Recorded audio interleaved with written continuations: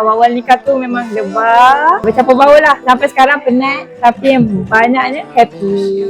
Nama Muhammad Ashraf Amiruddin dan Saya Nur Aina binti Roslan. Kami berada di venue Rumah Abang Jamil, Ipoh.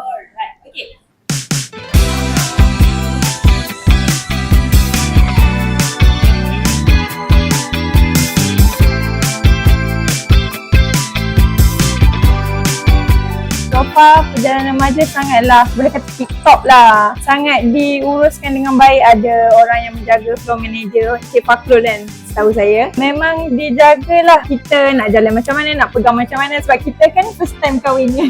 Kita memang tak tahu nak pegang tangan apa. Memang mantap TikTok. dari segi majlis tu memang jalan lancar lah. Tak ada yang tertunggu-tunggu, tak ada yang mesti dah lama pun.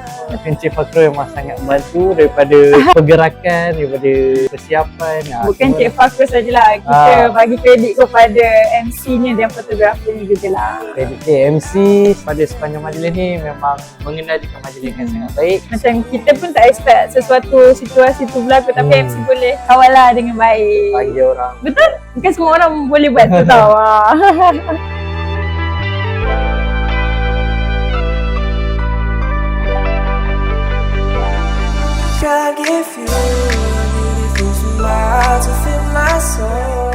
Dia sebenarnya beyond expectation.